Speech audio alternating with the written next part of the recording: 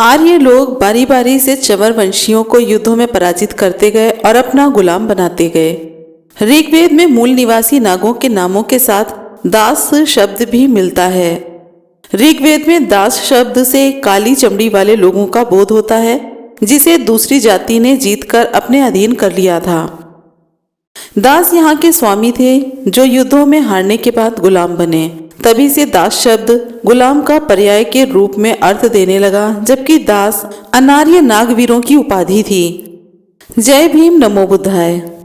Baba Saheb doctor Bhimrao Ambedkar ji ने भी दासों और नागों को एक ही माना है। वे लिखते हैं कि दास भारतीय ईरानी शब्द का दाहक का संस्कृत रूप है। क्योंकि राजा का नाम दाहक था, इसलिए आर्यों ने नागों के राजा का नाम दाहक पर सभी नागों को दास पुकारना शुरू किया। काणे के मतानुसार यह संभव है कि जब दास युद्ध में पराजित हो गए और बंदी बना लिए गए तो उनके साथ दासों जैसा व्यवहार किया गया। यह बात ऋग्वेद से भी प्रमाणित हो जाती है। ऋग्वैदिक स्तुतियों में बार बार इंद्र से निवेदन किया गया है कि वे राक्षसों का वध करें। इंद्र ने सभी दस्युओं को सभी अच्छे गुणों से वंचित रखा है और दासों को वश में किया है। विश्व नियंता के रूप में दासों को पराधीन बनाने का भार इंद्र के ऊपर है। वेदों में दस्यु और दासों का वध करके उन्हें पराधीन बनाने की चर्चा अधिक है। अहि, जो कि एक प्रमुख नाग है, उसके नाम के साथ दास शब्द है, यानी कि अहि दास। ऋग्वेद में ही वृत्रासुर को दास और अहि दोनों ही नामों से संबोधन करके पुकारा गया है। अहि बधुन्य नामक सर्प का ऋग्वेद में जिक्र आया है। वृत्र के साथ साथ अन्य अहियों का भी जिक्र है। अतः निष्कर्ष यह प्राप्त होता है कि मूल निवासियों का संबोधन दास भी था। इसका प्रमाण आज भी है। गढ़वाल हिमालय में दलितों में आज भी एक दास जाति पाई जाती है तथा अभी पिछली पीढ़ी तक अधिकांश दलित अपने नाम के साथ दास शब्द लगाते थे। दास शब्द आज गुलामी के अर्थ में प्रयुक्त होता है, लेकिन यह शब्द नाग का पर्याय था। दास यानी कि नाग युद्धों में हारने पर गुलाम का पर्याय बन गया। ऋग्वेद में यह शब्द 61 बार आया है। वहीं दस्यु शब्द का जिक्र 84 बार हुआ है। मैकडोनल महोदय ने दास और दस्यु शब्दों को समानार्थी बताया है। डॉक्टर मरमट ने भी दास और दस्यु को समानार्थी माना है। S.B. केतकर ने ऋग्वेद की वे सभी ऋचाएं एकत्रित की जिनमें दास और दस्यु का प्रयोग हुआ है। शब्द कोशों और पर्याय कोशों में दास का अर्थ दस्यु तथा दस्यु का अर्थ दास है। इस आधार पर भी ये दोनों शब्द समानार्थी ठहरते हैं। दास या दस्यु भारत के मूल निवासी थे। वे आर्यतर भाषा बोलने वाले थे। ऋग्वेद में ऐसे अनेक सूक्त हैं जिनमें इंद्र को दासों के विजेता के रूप में चित्रित किया गया है। ये सूक्त अथर्व वेद में भी दोहराए गए हैं। वेदों में स्पष्ट जिक्र है कि इंद्र ने अधम दास वर्ग को गुफाओं में रहने को बाध्य किया। ऋग्वेद में दस्यु हत्याओं की चर्चा 12 जगहों पर हुई है। इनमें अधिकांश हत्याएं इंद्र द्वारा बताई गई हैं। दस्यु का वध करके इंद्र ने आर्य वर्ण की रक्षा की। इंद्र से स्तुतियों में यह भी कहा गया है कि वे दस्युओं से युद्ध करें जिससे आर्यों की शक्ति बढ़ सके। इस प्रकार हम यह देख सकते हैं कि दास और दस्यु एक ही थे। ऐसा प्रतीत होता है कि दास शब्द दस्यु का समानार्थी ही नहीं बल्कि दस्यु दास का बहुवचन है, क्योंकि ऋग्वेद में दास हत्या शब्द की जगह दस्यु हत्या शब्द आए हैं, क्योंकि हत्याएं थोक में होती थी। ऋग्वेद के परवर्ती भागों में दास शब्द का गुलाम के अर्थ में उल्लेख आया है। रामशरण शर्मा जी के अनुसार ऋग्वेद में कोई दूसरा शब्द नहीं मिलता जिसका अर्थ दास लगाया जा सकता है।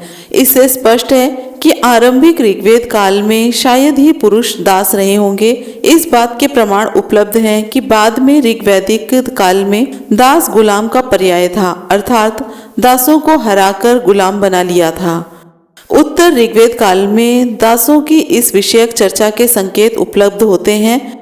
समस्त उल्लेखों के आधार पर कहा जा सकता है कि दास शब्द में ही इस बात का भाव है कि दासों का स्रोत ही युद्ध हुआ करते थे। दास जाति हारने के बाद दास ही कहलाती थी। बाद में गुलाम का अर्थ ही दास हो गया। रामशरण शर्मा जी के शब्दों में लगता है कि गुलाम के अर्थ में दास शब्द का प्रयोग भारत के आर्येतर निवासियों के बीच नहीं बल्कि भारतीय आर्यों से समृद्ध लोगों के बीच प्रचलित था।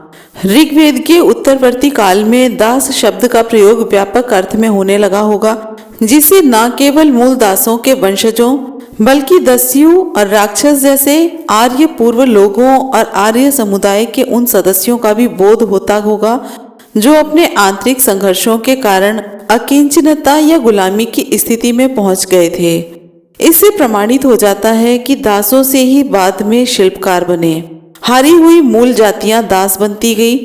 जैसे यूरोपीय स्लेन हारे हुए थे, वैसे ही भारतीय दास भी हारे हुए लोग थे।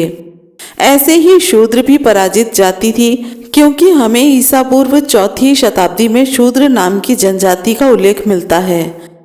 डियोडोरस ने लिखा है कि सिकंदर ने आधुनिक सिंध के कुछ इलाकों में रहने वाली सोद्रई नामक उन जनजाति पर चढ़ाई की थी। एक सूत्र में उल्लेख है कि ऐसे लोग बहुत कम हैं जो दासों और दासियों को ग्रहण नहीं करना चाहते थे। प्रमाण ये भी है कि दासता बड़े पैमाने पर प्रचलित थी। ईसा पूर्व 5वीं शती में दासों की संख्या कुल आबादी की 1/3 थी। इतनी बड़ी संख्या में दास जनता बड़ा ही दयनीय जीवन जी रही थी। वह उच्च वर्गों द्वारा उतार कर फेंके गए जूते, छाते, वस्त्र और चटाई का इस्तेमाल करते थे। एक जातक कथा के अनुसार चूहे द्वारा काटकर चिथड़े बनाए गए वस्त्र दासों के लिए होते थे। वह उच्च वर्णों की जूठन पर पलता था। ऋग्वेद में उल्लेख है कि आर्यों ने बड़े पैमाने पर दासों को अपना गुलाम बनाया। इसी ग्रंथ में दासों का उल्लेख पशुओं के साथ आया है। दासों को द्विपद पशु कहा गया है, यानी कि 2 पैर पर चलने वाला पशु।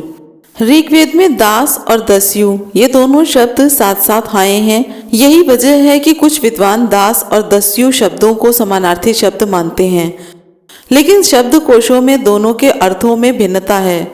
दास का अर्थ है सेवक, नौकर, शूद्र, धीवर, वृत्रासुर, गण, और दस्यु शब्द का अर्थ है डाकू, चोर, असुर, राक्षस, मलेच्छ, दास आदि।